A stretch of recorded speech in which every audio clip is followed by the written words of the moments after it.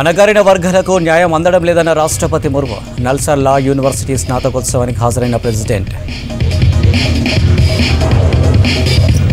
KBR park చుట్టూ 6 జంక్షన్ల అభివృద్ధికి CM ఆమోదం. 826 కోట్ల పనులకు మోడల్స్ విడుదల. మూసీ బాధితులకు అండగా ఉంటామన్న దానా కిషోర్. ప్రభుత్వ ఆస్తులను కాపాడడమే లక్ష్యమన్న రంగనాథ్. నిర్వాసితులను ఒప్పించి పంపించాలని కలెక్టర్ ఆదేశాలు. డబుల్ బెడ్రూమ్లు కేటాయిస్తామని భరోసా.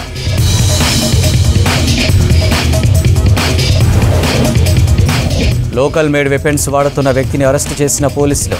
డాన్లా మారేందుకు ట్రై చేశాడన్న సిపి సుధీర్ బాబు. మూసీ నదిని ప్రక్షాళన చేసి మంచినీరు ప్రవహించేలా చేస్తామన్నారు Musi river front development corporation managing director Dana Kishore. Musi నిర్వాసితులకు డబుల్ బెడ్రూమ్లు, వడ్డీ లేని రుణాలు, ఉపాధి అవకాశాలు కూడా కల్పిస్తామన్నారు. మూసీ పొంగితే అక్కడ ఉంటే ప్రజల ప్రాణాలు కోల్పోతున్నారని, భవిష్యత్తులో ఆ ఇబ్బందులు పడవద్దనే ఈ చర్యలు తీసుకుంటున్నామన్నారు. మరోవైపు హైడ్రాపై తప్పుడు ప్రచారం చేస్తున్నారని అన్నారు కమిషనర్ రంగనాథ్.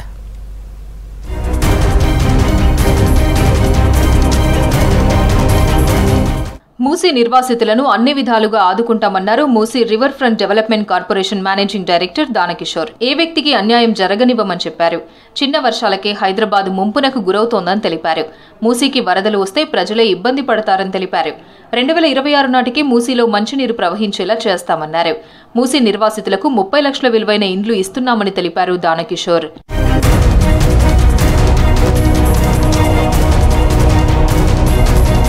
3 నెలల కింద నిర్వహించిన డ్రోన్ సర్వేలో 10,600 ఇండ్లు బఫర్ జోన్లో ఉన్నాయని తేలిందన్నారు దానా కిషోర్. ఈ మధ్యనే ఎన్జీఓలతో సమావేశమై వారి డిమాండ్లను కూడా తెలుసుకున్నామన్నారు. డబుల్ బెడ్రూమ్లను కేటాయించాలని, ఉపాధి కల్పించాలని వారు కోరారని తెలిపారు దానా కిషోర్. ప్రశస్తి ఇంకా పెంపొందించాలి. $80 బిలియన్ నగరాన్ని నైట్ అండ్ ఫ్రాంక్ వాళ్ళు చెప్తారు 2035కి $250 బిలియన్ ఎకానమీ అవుతుందని ఒక report. అట్స్ happening. Hyderabad is the most happening fastest growing city.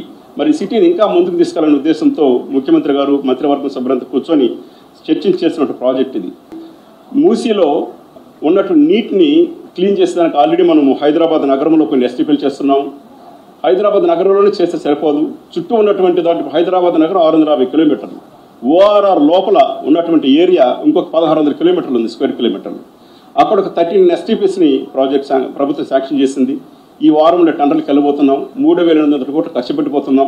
Hyderabad నగరంలో వచ్చేటువంటి మురికినంతా కూడా క్లీన్ చేసేదానికి 3,800 కోట్లతో 970 మిలియన్ లీటర్లు ప్రాజెక్టు స్టార్ట్ చేస్తున్నాం. గతంలో మూసీకి భారీ వరదలు వస్తే ప్రాణ నష్టం జరిగిందని గుర్తు చేశారు దానా కిషోర్. అప్పుడు కూడా చాలా మందిని సురక్షిత ప్రాంతాలకు తరలించామని తెలిపారు. మొన్నటి వర్షాలకు నగరం మునిగిపోయిందని, సిటీలో వరదలు తగ్గించేందుకే మూసీ ప్రక్షాళన చేస్తున్నామన్నారు. గత 5 సంవత్సరాల్లో ప్రాక్టికల్గా ప్రతి ఇయర్ మూసిన రకరకాల 4-5 సార్లు నీళ్ళు వదులుతున్నాం. మనం కూడా నీళ్ళు వదిలాం.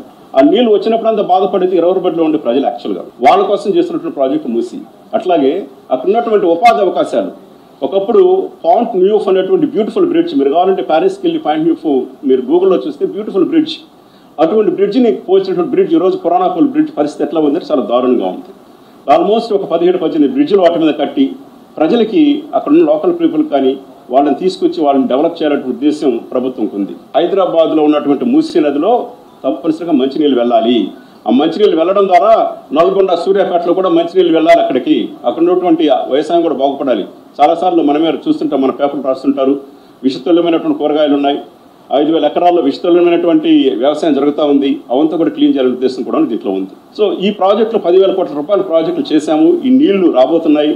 వాళ్ళ డిమాండ్కి సంబంధించి వాళ్ళు ఏం చెప్తున్నారంటే, సడన్గా మీరు మూవ్ చేస్తున్నారు సార్, బలవంతంగా తీసేస్తున్నారు, మమ్మల్ని కొట్టేస్తారని భావిస్తుంటే అమ్మ కొట్టాలనుకుంటే ప్రభుత్వం ఇప్పుడు మొదలుపెట్టేది. ఆ ఉద్దేశమే లేదు ప్రభుత్వానికి. మిమ్మల్ని పూర్తిగా అక్కడి నుంచి షిఫ్ట్ చేసిన తర్వాతనే ప్రతి కుటుంబాన్ని వాళ్ళ చేత అంగీకారం తీసుకొని వాళ్ళకి మంచి డబుల్ బెడ్రూమ్ ఇచ్చిన తర్వాతనే చేస్తామని చెప్పాను. పర్యావరణాన్ని పరిరక్షించాల్సిన బాధ్యత అందరిపై ఉందన్నారు హైడ్రా కమిషనర్ రంగనాథ్. ప్రజల ఆస్తులతో పాటు గవర్నమెంట్ ప్రాపర్టీస్ను కాపాడాల్సిన బాధ్యత తమపై ఉందన్నారు. గ్రేటర్ హైదరాబాద్లో ఇప్పటి వరకు చెరువులు, నాలాల ఆక్రమణలు తొలగించామని తెలిపారు. తాము కూల్చిన ఏ బిల్డింగ్ కు కూడా పర్మిషన్ లేదన్నారు రంగనాథ్. పబ్లిక్ ప్రాపర్టీస్ అంటే ఏదైతే ప్రజల ఆస్తులు ఉన్నాయో ఆ ప్రజల ఆస్తులన్నింటినీ కూడా మనం కాపాడాల్సిన బాధ్యత మన సిటిజన్స్ అందరి మీద ఉన్నాయని కూడా చాలా స్పష్టంగా రాజ్యాంగంలో కూడా చెప్పడం జరిగింది. ఈ క్రమంలో మీ అందరికీ తెలుసు, హైడ్రా అనేది ఫంక్షన్స్లో ప్రధానంగా డిజాస్టర్ మేనేజ్మెంట్ ఒకటి ఉంటుంది, రెండోది అసెట్ ప్రొటెక్షన్ ఉంటుంది. డిజాస్టర్ మేనేజ్మెంట్, అసెట్ ప్రొటెక్షన్ రెండు కూడా దాన్ని వేరువేరుగా చూడాల్సిన అంశాలు కాదు, రెండు కూడా ఇంటర్లింక్డ్ కాన్సెప్ట్సే. అంటే డిజాస్టర్ మేనేజ్మెంట్ అంటే విపత్తు నిర్వహణ, నెక్స్ట్ అసెట్ ప్రొటెక్షన్ అంటే ఆస్తుల పరిరక్షణ. అంటే ఆస్తులు అంటే ప్రభుత్వ ఆస్తుల పరిరక్షణ. సో ప్రభుత్వ ఆస్తుల పరిరక్షణ అంటే కనుక మనందరిది అనమాట. ఒక చెరువు, ఒక నాలా, లేకపోతే ఒక పబ్లిక్ ల్యాండ్, అది గవర్నమెంట్ ల్యాండ్, ఆర్ ఒక పార్కు, ఆర్ లేఅవుట్లో ఓపెన్ స్పేసెస్ ఉంటాయి. ఆ లేఅవుట్లో ఓపెన్ స్పేస్ ఒక లైబ్రరీ కోసం, లేదా జిమ్ కోసం, లేదా క్లబ్ హౌస్ కోసం కేటాయించిన దాన్ని అసోసియేషన్ వాళ్ళు ఎవరో దాన్ని అమ్మటం చేస్తే కనుక దాన్ని కూడా పరిరక్షించే బాధ్యత కూడా హైడ్రాకి చాలా స్పష్టంగా ఇవ్వటం జరిగిందన్నమాట. ఇంతేకాకుండా ఇది మనకి అంటే ఇవన్నీ కూడా జీవోలో చాలా స్పష్టంగా మెన్షన్ చేయడం కూడా జరిగింది. మెయిన్స్ సోషల్ మీడియాలో చాలా సందర్భాల్లో కూడా హైడ్రా పైన తీవ్ర వ్యతిరేకత, లేకపోతే హైడ్రా యొక్క దీన్ని అంటే చాలామంది హైడ్రా బాధితులు ఉన్నారు అని చెప్పేసి కూడా ఈ విధంగా కూడా మనం చూస్తూ ఉన్నాం. హైడ్రాపై సోషల్ మీడియాలో లేనిపోని ఆరోపణలు చేస్తున్నారన్నారు కమిషనర్ రంగనాథ్. హైడ్రా బాధితులని సంబోధించడం సరికాదన్నారు. ముందస్తు సమాచారం ఇచ్చే ఆక్రమణలు కూల్చివేశామని తెలిపారు. మరోవైపు ఆక్రమణలకు పర్మిషన్ ఇచ్చిన అధికారులపై కూడా చర్యలు తీసుకుంటామని తెలిపారు హైడ్రా కమిషనర్ రంగనాథ్. హైడ్రా బాధితులు అంటే కనుక మనం చూడాల్సింది ఆల్బర్ట్ ఐన్స్టైన్ ఒక ఫేమస్ కొటేషన్ ఉంటుంది అనమాట.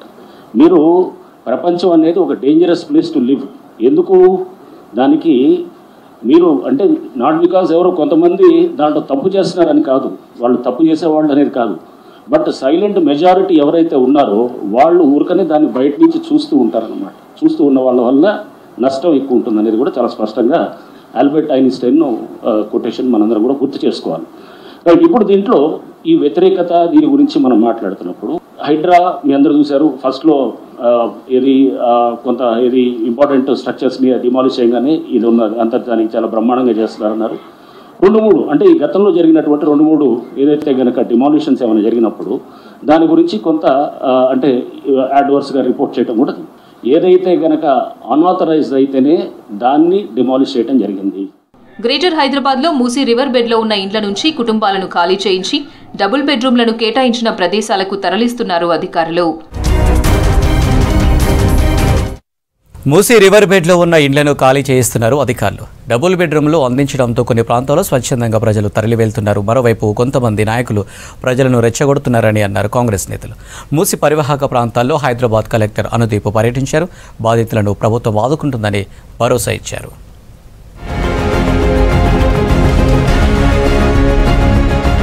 గ్రేటర్ హైదరాబాద్లో ఆపరేషన్ మూసీ కంటిన్యూ అవుతుంది. మొదట మూసీ రివర్ బెడ్లో ఉన్న ఇండ్లను గుర్తించిన అధికారులు వారిని తరలిస్తున్నారు. చాదర్ఘాట్ శంకర్ నగర్లోని 5 బాధిత కుటుంబాలు స్వచ్ఛందంగా వెళ్లేందుకు ఓకే చెప్పడంతో వారికి చెంచల్గూడ పిల్లి గుడిసెలో డబుల్ బెడ్రూమ్లు కేటాయించారు అధికారులు. దీంతో సామాగ్రితో పాటు పిల్లా పాపలతో డబుల్ బెడ్రూమ్ ఇండ్లలోకి వెళ్లిపోయారు. మరోవైపు పిల్లి గుడిసెలో డబుల్ బెడ్రూమ్ ఇండ్ల దగ్గర స్థానికులు ఆందోళనకు దిగారు. ఇక్కడ వారికి కాకుండా మూసీ నిర్వాసితులకు ఇండ్లు ఎలా ఇస్తారని అధికారులను అడ్డుకున్నారు. మూసీ పరిసరాలకు సంబంధించిన శంకర్ నగర్ చెందిన వారికి పిల్లి గుడిసెల్లో ఇల్లు కేటాయించాలని అధికారులు నిర్ణయించారు.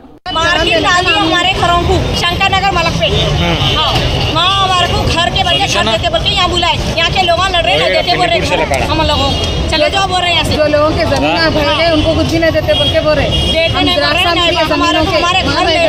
पैसा दे बुला रहे छपा रहे से बैठा छोटे बच्चे छोड़ के क्या है खरीफ हमको बोलो हॉस्पिटल है बच्चों के स्कूल है क्या है बोलो आप हमारे जमीन है क्या सस्ते दे रहे हैं बोलो किसको दे रहे हैं 15 जनों को बुला के 6 जनों को पैसा देते हैं। కాంగ్రెస్ ప్రభుత్వానికి హైడ్రా విషయంలో కొరివితో తలగొక్కునే పరిస్థితి వచ్చిందని ఎద్దేవా చేశారు కేంద్ర మంత్రి బండి సంజయ్. గత ప్రభుత్వంలో మూసీ ప్రక్షాళన చేస్తామన్న కోట్ల రూపాయలు ఎటు పోయినాయో తెలియదన్నారు. మూసీ ప్రక్షాళన కోసం 1,50,000 కోట్లు ఈ ప్రభుత్వం ఎక్కడి నుంచి తీసుకొస్తుందని ప్రశ్నించారు. ఆ డబ్బుల కోసం ప్రజలపై భారం వేస్తుందని ఆరోపించారు బండి సంజయ్. అసలు ప్రభుత్వ యొక్క ప్లాన్ ఏంది?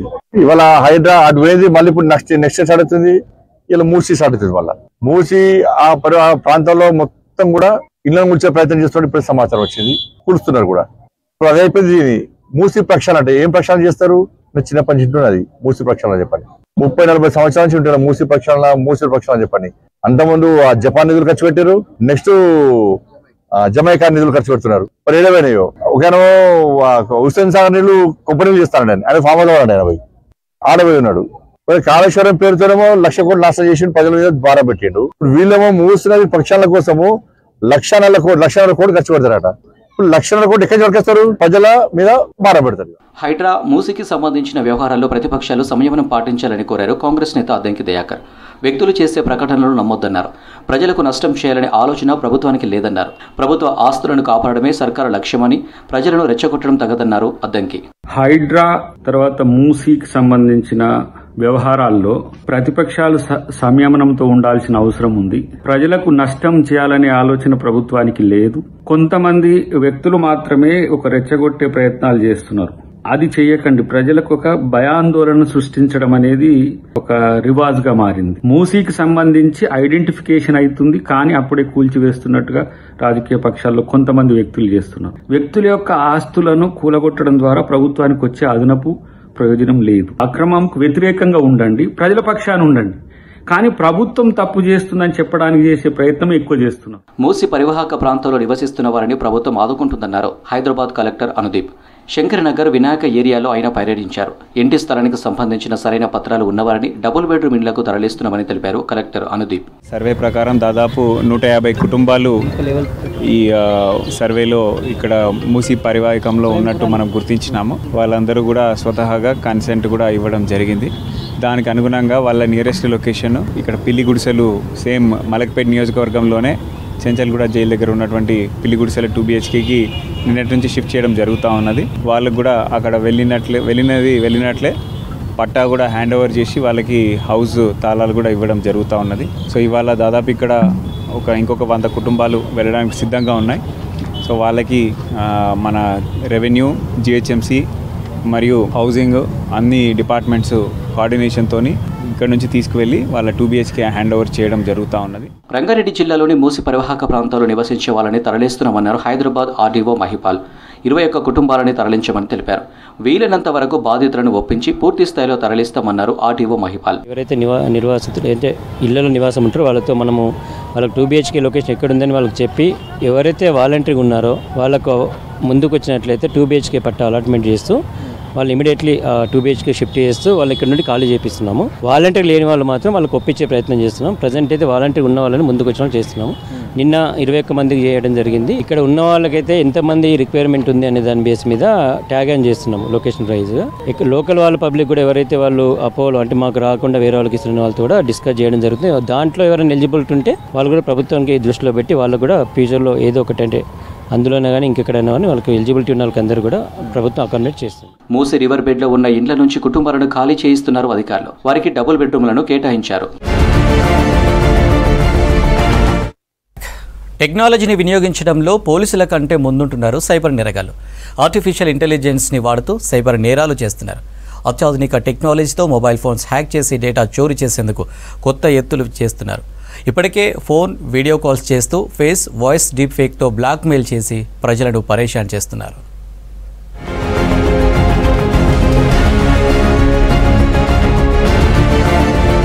సైబర్ క్రైమ్ క్రిమినల్స్ రోజుకో రకంగా ప్రజలను దోచుకుంటున్నారు. అడ్వాన్స్డ్ టెక్నాలజీ ఉపయోగించి సైబర్ నేరాలు చేస్తున్నారు. కామన్ పబ్లిక్ కి ఆడియో, వీడియో కాల్స్ చేసి క్యాప్చర్ చేసిన పిక్చర్స్, వాయిస్ ను AI ద్వారా ఆపరేట్ చేస్తున్నారు. అవతల వ్యక్తులు గుర్తించలేని విధంగా మార్ఫింగ్ చేసి మోసాలకు పాల్పడుతున్నారు.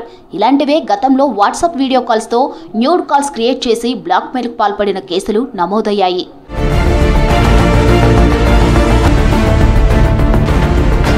E commerce site, dark net, third party ఏజెన్సీల ద్వారా బల్క్లో డేటా కొనుగోలు చేస్తున్నారు సైబర్ నేరగాళ్లు.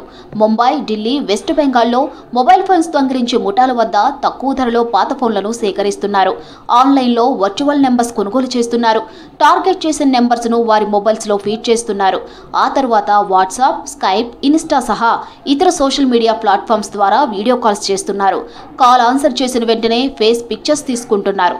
Face ID, facial recognition captures అయ్యే విధంగా ప్లాన్ చేస్తున్నారు.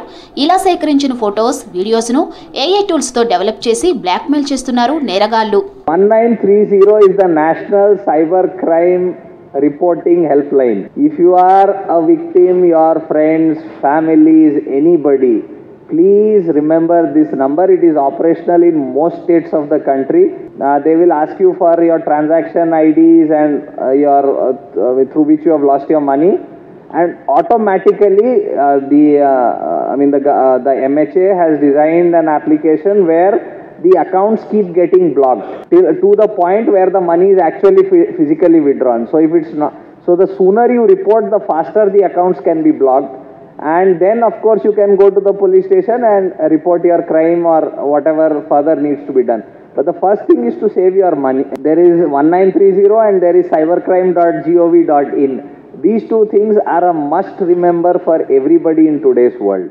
గతంలో ఫోటోలు వీడియోలు ఎడిట్ చేయాలంటే పెద్ద ప్రాసెస్ ఉండేది. కానీ ఇప్పుడు ఏఐతో ఈజీగా డీప్ ఫేక్లో క్రియేట్ చేస్తున్నారు. ఈ క్రమంలోనే ఫోన్ లిఫ్ట్ చేసిన తరువాత అవతల వ్యక్తుల నుంచి ఎలాంటి వాయిస్ వినిపించదు. కానీ మనం హలో హలో అని మాట్లాడితే వాయిస్ రికార్డింగ్ చేస్తున్నారు. వాయిస్ రికార్డును కూడా ఏఐ టూల్స్ ద్వారా మార్ఫింగ్ చేస్తున్నారు. ఆ తర్వాత న్యూడ్ వీడియోలను పంపి బ్లాక్మెయిల్ చేస్తున్నారు. ఆర్టిఫిషియల్ ఇంటెలిజెన్స్తో చాలా ప్రయోజనాలు ఉన్నాయి, కానీ దీన్ని నేరుగాళ్లు దుర్వినియోగం చేస్తున్నారంటున్నారు cyber experts. Smart phone users అప్రమత్తంగా ఉండాలని, తెలియని నెంబర్స్, ఫారిన్ నెంబర్స్ నుంచి వచ్చే కాల్స్, వీడియో కాల్స్ ని అవాయిడ్ చేయాలని సూచిస్తున్నారు. అన్నోన్ నెంబర్స్ నుంచి వచ్చే ఏపీకే ఫైల్స్ ని ఇన్స్టాల్ చేసుకోవద్దని చెబుతున్నారు సైబర్ ఎక్స్పర్ట్స్. సైబర్ క్రైమ్స్ చాలా జరుగుతున్నాయి ఏఐ మీద. ఎందుకంటే ఏఐ అనేది ఒక అందుకు చెప్పాలంటే ఒక అందుకు మంచిది, లైక్ ఆటోమేషన్ చేయడానికి వీటి కోసం యూజ్ చేస్తున్నారు. బట్ ఇప్పుడు దాన్నే మళ్ళీ ఇంకో రకంగా కూడా యూజ్ చేస్తున్నారు. ఏంటి అంటే ఇప్పుడు మీకు ఎలా అంటే ఒక అన్నోన్ నెంబర్ నుంచి ఏదో ఒక వర్చువల్ నెంబర్ నుంచి వీడియో కాల్ వస్తుంది. వీడియో కాల్ వచ్చినప్పుడు వాళ్ళ వీడియో మనకు కనిపించదు, బట్ మన వీడియో వాళ్ళకి కనిపిస్తుంది. ఎందుకంటే మనం కెమెరా ఆన్ అయిపోతుంది కానీ ఆ కెమెరా జస్ట్ ఒక 10 సెకండ్స్ 5 to 10 సెకండ్స్ మనం ఆన్లో ఉంటుంది. ఆ క్యాప్చర్ చేసుకుంటారు. క్యాప్చర్ చేసుకొని ఆ ఫేస్ మార్ఫింగ్ తీసేసి వేరే ఏదో న్యూడ్ కాల్లో మనం మాట్లాడుతున్నట్టు ప్లేస్ చేసి మనకే పంపించి బ్లాక్మెయిల్ చేస్తున్నారు. సో ఇలాంటి టైప్ ఆఫ్ థింగ్స్ అంటే ఇవి ఒకప్పుడు ఎడిటింగ్ చేయాలంటే చాలా టైం పట్టేది. ఇప్పుడు ఏది అవసరం లేదు. ఏఐ అనే చిన్న చాలా టూల్స్ వచ్చాయి, ఫ్రీవేర్ టూల్స్ ఉన్నాయి. ఒక వీడియో దానికి ఇచ్చేసి ఒక ఫేస్ దానికి ఇచ్చేస్తే ఆటోమేటిక్ మార్ఫ్ అయిపోతుంది. సో దీన్ని డీప్ ఫేక్ ఏఐస్ అంటున్నాం. అండ్ నెక్స్ట్ వచ్చేసి వాయిస్ చేంజెస్ ఉన్నాయి. సో నేను ఒక వాయిస్ మాట్లాడుతున్నాను, మనం ఒక కాల్ వచ్చినప్పుడు మాట్లాడితే మన వాయిస్ని క్యాప్చర్ చేసుకొని ఏఐ, సో మనం ఏదైతే టైప్ చేస్తామో అదే వాయిస్లో మళ్ళీ ఇది రిప్లై చేస్తుంది అంటే మనకి బయటకు వస్తుంది. సో దీని ద్వారా కూడా ఏమవుతుందంటే కాల్స్ మాట్లాడేటప్పుడు కానీ ఇలాంటివి కాల్ రికార్డింగ్స్కి కానీ వీటికి యూజ్ చేస్తున్నారు, అంటే క్రిమినల్ పరంగా చెప్పాలి అంటే. సో ఇలా ప్రతి చోట వర్క్ అవుతున్నాయి. ఇక ఆర్టిఫిషియల్ ఇంటెలిజెన్స్ ద్వారా మెలీషియన్ ఏపీకే ఫైల్స్ క్రియేట్ చేసి వాట్సాప్, టెలిగ్రామ్కు పంపిస్తున్నారు. వాటిని ఇన్స్టాల్ చేసుకుంటే ఫోన్ క్లోజ్ అయి మన డేటా అంతా సైబర్ క్రిమినల్స్ చేతిలోకి వెళ్తుంది. ఫోన్ హ్యాక్ చేసి బ్లాక్మెయిల్ చేస్తున్నారని తెలిపారు ఎక్స్పర్ట్స్. కాల్ చేసి నమ్మించేందుకు బాధితుల వాయిస్, ఫేస్ ఏఐ టెక్నాలజీ ద్వారా ఫోన్లో డిస్ప్లే చేసి నమ్మిస్తున్నారు.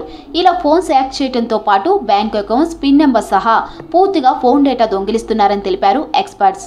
స్మార్ట్ ఫోన్ వినియోగదారులు అప్రమత్తంగా ఉండాలని సూచిస్తున్నారు cyber experts. Cyber criminals blackmail చేస్తే భయపడి డబ్బులు ఇవ్వకుండా వెంటనే 1930కి కాల్ చేసి ఫిర్యాదు చేయాలంటున్నారు పోలీసులు. మేడ్చల్ జిల్లా తూమ్కుంటలో విశ్వాని ఇన్స్టిట్యూట్ గ్రాడ్యుయేషన్ డేను ఘనంగా నిర్వహించారు. ఈ కార్యక్రమానికి ముఖ్య అతిథులుగా ఫ్లెక్సీ క్లౌడ్ సీఈఓ సహా వ్యవస్థాపకురాలు Anuja Basheer, Tech Mahindra vice president Puneet గుప్తాలు హాజరయ్యారు. 2022-2024 పీజీడీఎం బ్యాచ్లో అత్యుత్తమ ప్రతిభావంతులైన విద్యార్థులకు బంగారు పథకాలు ప్రదానం చేశారు. పట్టభద్రులందరికీ అభినందనలు తెలిపారు ముఖ్య అతిథులు. 90% దాకా జాబ్స్ వచ్చి వీళ్ళు డిఫరెంట్ జాబ్స్లో ఆల్రెడీ 3 నెలల బట్టి పనిచేస్తున్నారు. ఈ రోజున వీళ్ళకి మనం స్నాతకోత్సవం జరగబడింది at Vishwani institute of management సిస్టమ్స్లో. దీనికి మాకు ముఖ్య అతిథిగా Anuja Basheer, Flexi Cloud, she is an alumnus of IIM. She is under 40 with 40 Fortune list. She came as the chief guest and she presented medals to our students. So we are all very happy. Along with this, Puneet Gupta Garu, he is the president.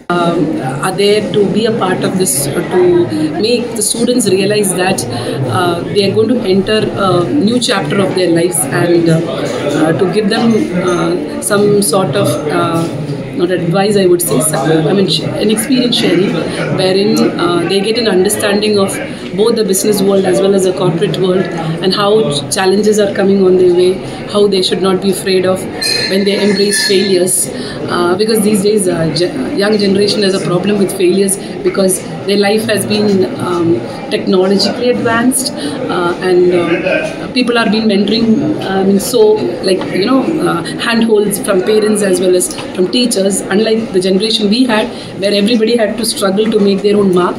So the point is that the students are being made aware of that nothing comes easy.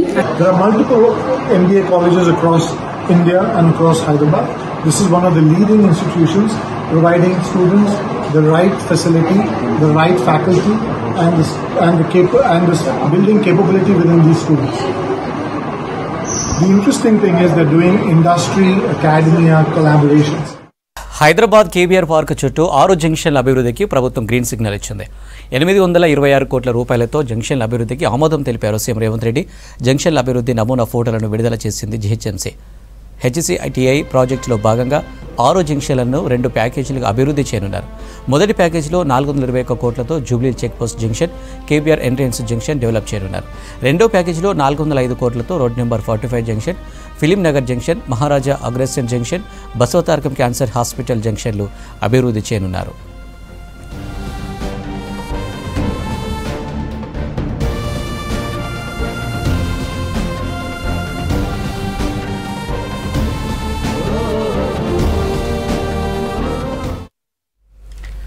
Hyderabad KBR park చుట్టూ 6 జంక్షన్ల అభివృద్ధికి ప్రభుత్వం green signal ఇచ్చింది.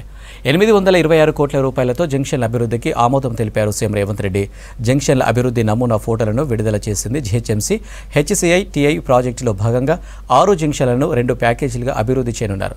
మొదటి ప్యాకేజీలో 421 కోట్లతో Jubilee checkpost junction, KBR entrance junction develop చేయనున్నారు. రెండో ప్యాకేజీలో 405 కోట్లతో road number 45 junction, film Nagar junction, Maharaja Agrasen junction, Basavatarakam cancer hospital జంక్షన్లు అభివృద్ధి చేయనున్నారు.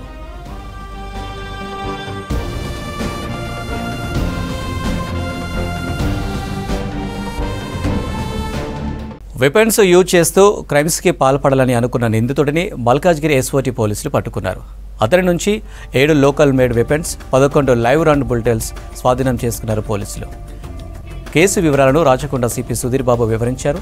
బీకాం డిస్కంటిన్యూ చేసిన కాకినాడకు చెందిన సాయిరాం రెడ్డి గతంలో నేర చరిత్ర కలిగి ఉన్నాడు. 2 దొంగతనాల కేసులో జైలుకు వెళ్లిన అతనికి జైలులో కొందరు నేరస్తులతో పరిచయాలు ఏర్పడ్డాయి. ఈజీ మనీ కోసం నేరాలు చేయాలని ఫిక్స్ అయిపోయాడు. గ్యాంగ్ స్టార్ మాదిరిగా మారి బిగ్గర్ క్రైమ్స్గా పాల్పడాలని ప్లాన్ వేశాడు. వెపన్స్తో ప్రజలను భయపెట్టి ఒక డాన్లా మారాలనుకున్నాడని సిపి సుధీర్ బాబు తెలిపారు. ముంబై, ఏపీతో పాటు మరికొన్ని రాష్ట్రాల్లో నేరాలు చేయాలని స్కెచ్ వేశాడు సాయిరాం రెడ్డి. ఈ గ్యాంగ్లో ఇంకా ఎవరెవరు ఉన్నారనే అంశంపై పోలీసులు దర్యాప్తు చేస్తున్నారు. 3 రాష్ట్రాలు, మినిమంగా 3 రాష్ట్రాల్లో వెపన్స్ యూజ్ చేసి ఒక దొంగతనం చేయాలి, లేకపోతే ఒక నేరం చేయాలి, ఎనీ కైండ్ ఆఫ్ అఫెన్స్ చేయాలనే ఒక స్ట్రాటజీతో వచ్చినటువంటి గ్యాంగ్ను మనం న్యూట్రలైజ్ చేశాం. వాళ్ళని పట్టుకోవడం జరిగింది. దీంట్లో మనము ఒక నేరస్తుని అరెస్ట్ చేశాం. ఇంకా ఆపరేషన్స్ ఆన్ ఉన్నాయి. ఇప్పటివరకు మనం ఇతని దగ్గర నుంచి 7 వెపన్స్, మీరు చూసిన వెపన్స్ సీజ్ చేశాం. ఎయిర్ పిస్టల్స్ కూడా 4 ఉన్నాయి. వాటితో పాటు 11 లైవ్ రౌండ్స్ కూడా 7.65 mm లైవ్ రౌండ్స్ కూడా ఇతని దగ్గర నుంచి మేము సీజ్ చేయడం జరిగింది. ఇతను చాలా డిఫరెంట్ విధంగా గ్రో అయినాడు క్రిమినల్ యాక్టివిటీలో. మనకున్న నేరస్తుడు సాయిరాం రెడ్డి. ఇతను కాకినాడ నివాసి. కాకినాడలో ఉంటూ కాకినాడలో ఒక బంగారం నగలు దొంగతనం చేసిన కేసులో ఇన్వాల్వ్ అయ్యాడు, అరెస్ట్ అయ్యాడు. దాని తర్వాత అట్లానే అక్కడి నుంచి షిఫ్ట్ చేసి హైదరాబాద్కి వచ్చి సూరారంలో ఒక బాయ్స్ హాస్టల్లో ఉంటూ, ఇతను కంప్యూటర్స్ గ్రాడ్యుయేట్, సూరారంలో ఒక బాయ్స్ హాస్టల్లో ఉంటూ అక్కడి నుంచి మన నాగోల్లో ఒక అమెజాన్ కంపెనీలో ఉద్యోగం చేరాడు. చేరిన తర్వాత ఒక థెఫ్ట్ కేసులో నేరస్తుగా ఉంటూ లాస్ట్ ఫిబ్రవరిలో అతన్ని పట్టుకున్నప్పుడు రిమాండ్ అయ్యడం జరిగింది. ఆ 4 నెలలు జైల్లో ఉన్నాడు. ఆ రిమాండ్ అయిన తర్వాత ఆ జైల్లో ఉన్న టైంలోనే అతను చాలామంది వేరే నేరస్తులతో అనుబంధం పెరిగి మామూలుగా చిన్న చిన్న నేరాలు చేయొద్దు, పెద్ద నేరాలు చేయాలి, ఎక్కువగా ఆర్థికంగా బలపడాలంటే బిగ్గర్ అఫెన్సెస్ చేయాలనే ఉద్దేశంతో నెట్వర్క్ బిల్డప్ చేశాడు. ఇతను ముఖ్యంగా ఏంటంటే ఈజీ మనీ తీసుకోవడంతో పాటు బిగ్గర్ క్రైమ్ చేసి జైల్లో ఉన్నప్పుడు ఏంటంటే డిఫరెంట్ ర్యాంకులు ఉన్న వాళ్ళకు డిఫరెంట్ రెస్పెక్ట్ దొరుకుతుంది. పెద్ద నేరాలు చేస్తే ఇంకా పెద్ద దొరుకుతుంది. అలా పెద్ద నెట్వర్క్లో ఇన్వాల్వ్ అయ్యి వెపన్స్ యూజ్ చేసి ఒక బిగ్గర్ డాన్గా ఇక్కడ హైదరాబాద్ సిటీలో కానీ, లేకపోతే మహారాష్ట్రలో ముంబైలో కనెక్షన్స్తో కానీ, లేకుంటే ఆంధ్రప్రదేశ్లో ఈ 3 రాష్ట్రాల్లో మనకున్నటువంటి ఇన్ఫర్మేషన్ ప్రకారం యాక్టివిటీ చేయాలని ఒక ప్లాన్తో ఉన్నాడు. వీటన్నిటిని మనం పట్టుకోవడం మూలంగా ఒక పెద్ద ఉపద్రవం నుంచి మనము మన ప్రజల్ని, మన ఈ 3 రాష్ట్రాల నగరాలని మనం వక్ఫ్ సవరణ బిల్లుపై సంయుక్త పార్లమెంటరీ కమిటీ అభిప్రాయ సేకరణను వేగవంతం చేసింది. క్షేత్రస్థాయిలో పర్యటిస్తున్న కమిటీ వివిధ వర్గాల నుంచి అభిప్రాయాలను సేకరిస్తుంది. రాష్ట్ర ప్రభుత్వాలు, ఇతర సంస్థల నుంచి వినతులను తీసుకుంటుంది. కమిటీ చైర్మన్ జగదాంబికా పాల్ నేతృత్వంలోని జేపీసీ సభ్యులు హైదరాబాద్ బంజారాహిల్స్లోని తాజ్కృష్ణలో అభిప్రాయ సేకరణను చేపట్టారు. తెలంగాణతో పాటు ఛత్తీస్గఢ్, ఆంధ్రప్రదేశ్ నుంచి కూడా వినతులను కమిటీ స్వీకరించింది. మొత్తం 42 సంస్థలు వివిధ శాఖల వక్ఫ్ 2024 సవరణ బిల్లుపై తమ అభిప్రాయాలను అందజేశాయి. ఈ కార్యక్రమానికి Hyderabad MP Asaduddin Owaisi, Mahabubnagar MP DK Aruna పాల్గొన్నారు. हमारे माइनॉरिटी डिपार्टमेंट के ऑफिसर्स थे, वक्फ बोर्ड के लोग थे, हमारे आंध्र प्रदेश का वक्फ बोर्ड था, छत्तीसगढ़ का वक्फ बोर्ड था, माइनॉरिटी कमीशंस थे और हमारे तमाम तंजीम थी, बार एसोसिएशन थे और लायर्स के ग्रुप थे, हमारी विमेंस काउंसिल्स भी थी, विश्व हिंदू परिषद का भी ग्रुप था और तमाम आदिवासी और फार्मर एसोसिएशन भी थे।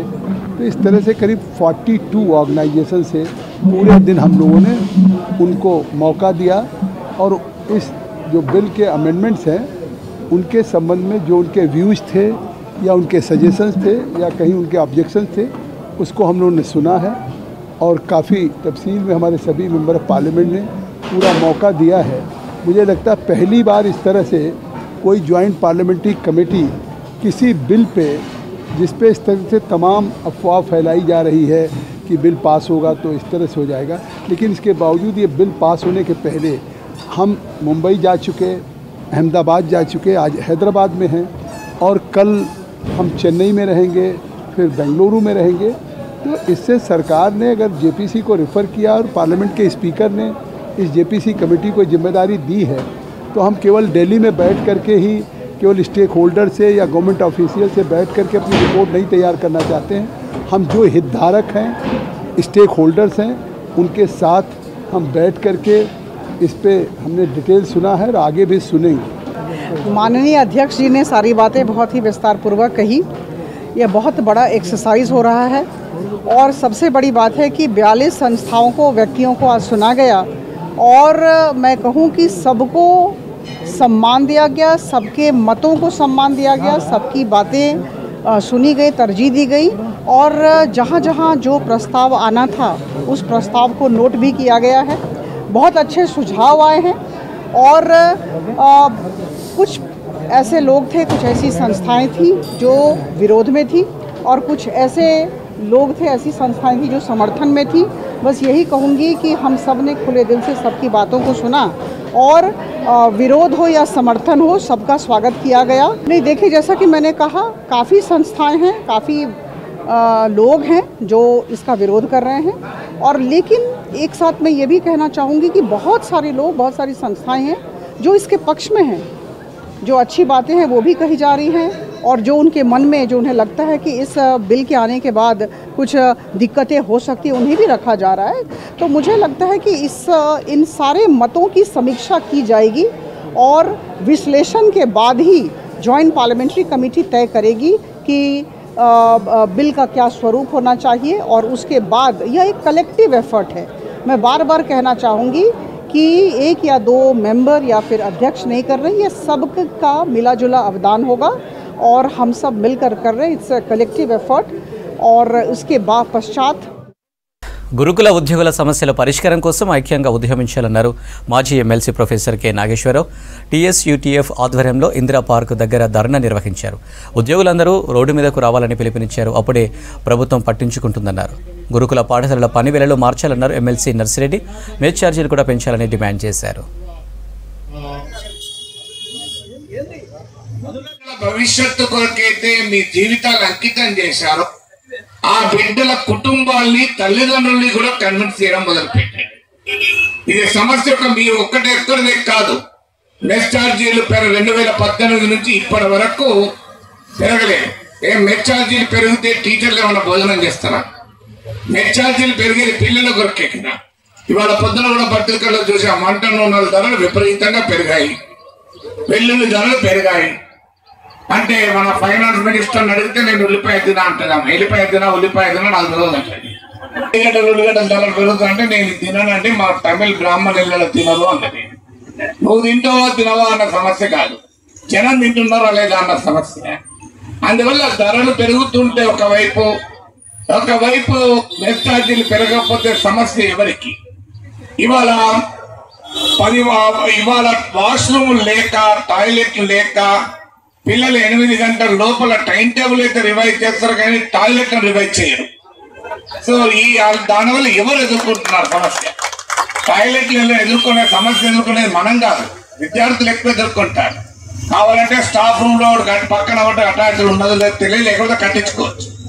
అందువల్ల ఈ సమస్య బిడ్డలది, సమస్య మనది కాదు, మనది మాత్రమే కాదు. కాలేజీలలో 45 రూపాయలతోనే రోజు మొత్తం భోజనం పెట్టాలి, నాణ్యమైన భోజనం పెట్టలేము. అందువల్ల వాళ్ళకి ఆరోగ్యాలు సరిగా ఉండవు కాబట్టి వెంటనే మెస్ ఛార్జీలు పెంచాలని చెప్పి డిమాండ్ చేస్తున్నారు. అదేవిధంగా పాఠశాల సమయాల్ని సశాస్త్రీయంగా ఆలోచించకుండా ఏదో తొందరపాటుతో నిర్ణయించినట్టు కనిపిస్తున్నది. కాబట్టి పాఠశాల సమయాలను మార్చడానికి కూడా ఒక కమిటీ వేసి సరైన పద్ధతిలో నిర్ణయించమని చెప్తున్నారు. ప్రధానంగా ఉపాధ్యాయులు ప్రిన్సిపల్సే రాత్రి కాపలా కూడా కాయాల్సి వస్తుంది. దానివల్ల నాణ్యమైన విద్య ఇబ్బంది కలుగుతున్నది. కాబట్టి 2100 పోస్టులు కనుక డిప్యూటీ వార్డెన్ పోస్టులు క్రియేట్ చేసినట్లయితే దాదాసాహెబ్ ఫాల్కే అవార్డు గ్రహీత పైడి జయరాజ్ 115వ జయంతి ఉత్సవాలను హైదరాబాద్ ఫిలిం ఛాంబర్లో నిర్వహించారు. Jai Telangana film JSA chairman Panjala Jahind Goud ఆధ్వర్యంలో కార్యక్రమం నిర్వహించారు. పైడి జయరాజ్ బాలీవుడ్లో 300కు పైగా సినిమాలో నటించిన తొలితరం నటుడని గుర్తు చేసుకున్నారు భక్తులు. అన్ని భాషల్లో 700కు పైగా నటించి సిల్వర్ స్క్రీన్పై ఎక్కువ కాలం నిలిచిన నటుడన్నారు. హీరోగానే కాకుండా డైరెక్టర్గా, నిర్మాతగా కూడా పైడి జయరాజ్ తన ముద్ర వేశారన్నారు. పైడి జయరాజ్ జయంతిని అధికారికంగా నిర్వహించాలని, ఆయన పేరిట ఫిలిం సిటీ నిర్వహించాలని తెలంగాణ ప్రభుత్వాన్ని కోరారు. ఈ కార్యక్రమంలో నటుడు సుమన్, రామచంద్రరావు, విమలక్క, జైహింద్, శ్రవణ్లు పాల్గొన్నారు. తెలంగాణ నుంచి తెలంగాణ బిడ్డ మరి బాంబేకి వెళ్ళి అక్కడ హీరో అయి అక్కడ మళ్ళీ ఆయన ప్రొడ్యూసర్గా, డైరెక్టర్గా చేసి సాధించారంటే అది మామూలు విషయం కాదండి. ఈరోజు ఆ రోజు కూడా టాలీవుడ్ అంటే చెన్నై కానీ, కర్ణాటక కానీ, కేరళ కానీ, మలయాళం అదే వేరే లాంగ్వేజ్లో వెళ్ళడం కూడా చాలా కష్టం. అలాంటిది లెజెండ్ జయరాజ్ గారు అక్కడికి వెళ్ళిపోయి ఆయన సాధించారంటే అందరికీ తెలియాల్సిన విషయం. అందుకే నేను ఎప్పుడు చెప్తాను, history is always A mystery అంటారు. చాలామంది విషయాలు తెలియదు, ఇలాంటి చాలా జరిగి ఉంటాయి. Dadasaheb Phalke award not a joke అండి. ఒక ఫాల్కే అవార్డు రావడం అంటే అందులో ఒక తెలంగాణ బిడ్డకి అక్కడ నార్త్లో ఎంత ఆలోచిస్తారండి వాళ్ళు. ఎంతైనా నార్త్ సౌత్కి ఆ ప్రాబ్లం ఉంది ఈరోజు కూడా. మరి ఆ రోజులో ఎంత ఉంటుంది, ఆయనకి ఎందుకు ఇవ్వాలి, ఎలా ఇవ్వాలి, ఎన్ని డిస్కషన్స్ అయి ఉంటాయి. గ్రేట్ పర్సన్ అండి. చాలా ఏళ్ళుగా అవునన్నా కాదన్నా తెలంగాణ ప్రాంతం ఒక నిరాదరణకైతే లోనైందనేటువంటిది వాస్తవం. అందరికీ అవకాశాలు రావాల్సినటువంటి అవసరం అయితే ఉన్నది. ఇక్కడి నుంచే ప్రొడ్యూసర్స్ రావాలి, ఇక్కడి నుంచే డైరెక్టర్స్ రావాలి, ఇక్కడి నుంచే హీరోయిన్స్ రావాలి, ఇక్కడి నుంచే సింగర్ అనేక మంది ఉన్నారు. ఇంకా సినిమాలు తీయాలని పైడి జయరాజ్ గారి ఆ కథని ఎవరైనా ధైర్యం చేసి దాన్ని ముందుకు తీసుకొస్తే బాగుంటుందనేటువంటిది కూడా నా అభిప్రాయం. అందుకనే ఎవరికి తోచిన పద్ధతుల్లో వాళ్ళం మరుగునబడి ఉన్నటువంటి చరిత్రల్ని ముందుకు తీసుకురావడానికి మన వంతుగా మనం కృషి చేయాల్సినటువంటి అవసరం అయితే ఖచ్చితంగా ఉన్నది. త్యాగరాజు గారు, ప్రభాకర్ రెడ్డి గారు, మన భాస్కర్ డైరెక్టర్ గారు, చాలామంది ఆర్టిస్టులు ఇక్కడ నుంచి మద్రాసుతో దగ్గర అని చెప్పి ట్రైన్ ఎక్కితే మద్రాసు దిగుతాము. చిత్తూరు, రాజమండ్రి, విజయవాడ, నెల్లూరు, తర్వాత మద్రాసు, అలా దగ్గర అయిపోయింది మనకి ఇది. ఆయన కరీంనగర్, నిజామాబాదు, పూణే, బాంబే, ఆయనకు అక్కడ వాళ్ళకు అక్కడ బాంబే దగ్గరైంది. ఆయన వెళ్ళాడు అక్కడ. కానీ అక్కడైనా ఇక్కడైనా ఏదైనా సరే తెలంగాణ వాళ్ళను ఎక్కడో ఒక చోట అట్లా సాన. ఇవి హమారా హైదరాబాద్ అప్డేట్స్. మరిన్ని అప్డేట్స్ కోసం చూస్తూనే ఉండండి V6 న్యూస్.